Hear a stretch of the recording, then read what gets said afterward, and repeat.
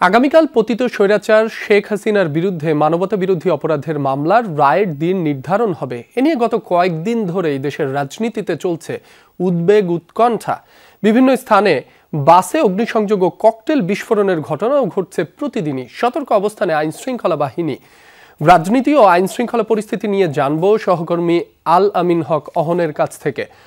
অহন, নিশ্চয় আমাকে শুনতে পাচ্ছেন। উদ্বেগ উৎকণ্ঠা আর জ্বালাও পোড়াওয়ের রাজনীতি নিয়ে সাধারণ মানুষ কি বলছেন, এর শেষ কোথায়? এর শেষ কোথায় সেই প্রশ্ন সাধারণ মানুষের সাথে সাথে আমরা যারা গণমাধ্যম কর্মী আছি তাদেরও।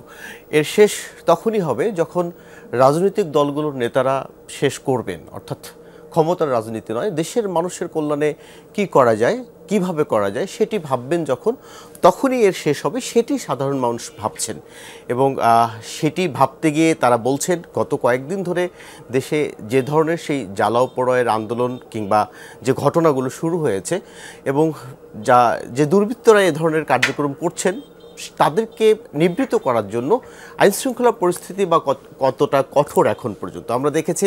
গতকালও স্বরাষ্ট্র মন্ত্রণালয় থেকে বলা হয়েছে খোলা বাজারে তেল বিক্রি করা যাবে না। তারা কয়েকজনকে গ্রেফতার করেছেন এবং সাধারণত চেকপোস্ট বসানোর ঘটনা আমরা দেখেছি। এগুলোর মধ্য দিয়ে কি এর শেষ করা যাবে সেই প্রশ্ন সাধারণ মানুষ করছেন এবং তারা এও ভাবছেন যে না, এগুলোর মধ্য দিয়ে হয়তো এর শেষ হবে না। তারা বলছেন রাজনৈতিক যারা নেতা আছেন তাদের মধ্যে একটা সমঝোতা হতে হবে। বিশেষ করে আমরা দেখেছি ক্ষমতার দ্বন্দ্বের জন্যই তো এ ধরনের ঘটনা ঘটে থাকে। বিশেষ করে বাংলাদেশে এই ঘটনা কিন্তু আজ প্রথম নয়। বিশেষ করে বাসে আগুন দেয়া কিংবা এই গণপরিবহনগুলোতে আগুন দেয়, এতে কাদের মৃত্যু হচ্ছে? একেবারে সাধারণ মানুষের মৃত্যুর ঘটনা আমরা দেখছি।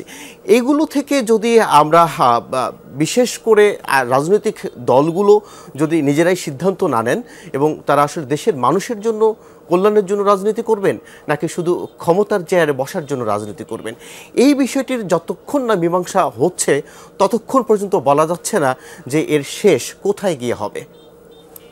আপনার কাছে আরো একটি বিষয় জানতে চাই। গতকালও ময়মনসিংহে বাসে আগুন দেওয়ার এক পরিবহন শ্রমিকের মৃত্যু হয়েছে।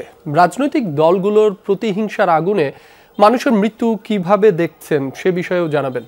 আমি বলছিলাম যে একেবারে সাধারণ মানুষ, খেটে খাওয়া মানুষ, এইসব মানুষের মৃত্যুর ঘটনা সবচেয়ে বেশি ঘটে। সেটি আমরা গেল কয়েক বছরও আমরা দেখেছি এবং যে কারণেই এই যে একেবারেই সাধারণ মানুষ, যে মানুষটি হয়তো রাজনীতির ধারে কাছেও নেই, অনেকেই দিন আনেন দিন খান। গতকাল রাতে যে বাস চালকের মৃত্যু হয়েছে, দেখুন তিনি একেবারে ক্লান্ত অবসন্ন অবস্থায় সেই বাসেই ঘুমিয়ে পড়েছেন। হয়তো তার ঘরে ফেরার সময়টুকুও নেই যে রুটি রুজির ব্যবস্থা করতে গিয়ে তার সড়কেই থাকতে হচ্ছে অধিকাংশ সময়। সেই মানুষটির যখন মৃত্যুর ঘটনা ঘটে সেটি নিশ্চয়ই রাষ্ট্রযন্ত্রকে একটি নাড়া দেয়।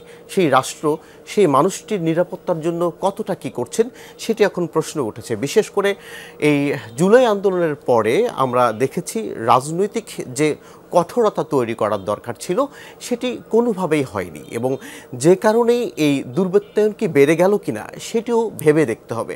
বিশেষ করে আগামীকাল যখন একটি কর্মসূচি একটি রয়েছে এবং একটি নিষিদ্ধ রাজনৈতিক দল, বিশেষ করে ছাত্রলীগের কথা আমরা বলছি, এবং এই নানান বিষয়গুলো যখন একটি আরেকটির সঙ্গে এক সূত্রে গাঁথা কিনা সেই বিষয়গুলো উঠে এসেছে। এখন পর্যন্ত আমরা দেখেছি শুধু বিএনপি নয়, অন্যান্য রাজনৈতিক দলগুলো কিন্তু এই বিষয়গুলো নিয়ে কথা বলছেন যে তারা কি আবার নতুন করে মাথা চাড়া দিয়ে উঠছে কিনা। এই বিষয়গুলো যখন নতুন করে আবার আলোচনায় আসে তখন নিশ্চয়ই তাদেরকে কিভাবে নিবৃত্ত করা যায় সেটি রাজনৈতিক দলগুলোকেও যেমন ভাবতে হবে, একই সঙ্গে স্বরাষ্ট্র মন্ত্রণালয় কিংবা যারা এই বিষয়গুলো দেখভাল করেন তাদেরকেও দেখতে হবে। তবে দিন শেষে সাধারণ মানুষের মৃত্যু কোনোভাবেই কাম্য নয়।